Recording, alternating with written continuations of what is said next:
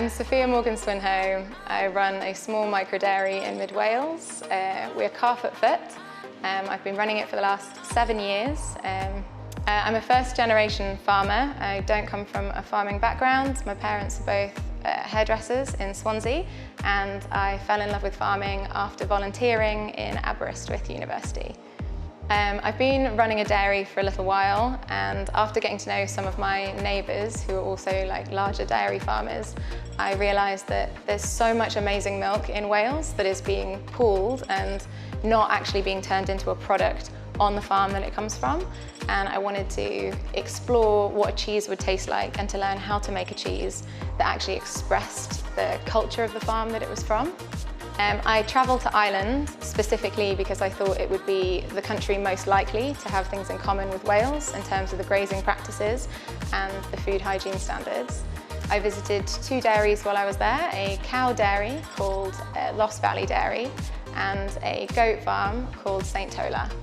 So the biggest take home about making cheese that expresses the culture of the farm was that it came down to quality. Quality of the milk that could be expressed through the hygiene practices that you have on the farm, the health of the animal, and then also the quality of the grazing.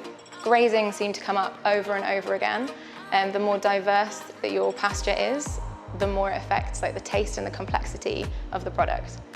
I learnt so much about the different types of cheese processing to do with handling the curd, how to build a different type of aging room, and specifically about making a culture from the milk on your farm.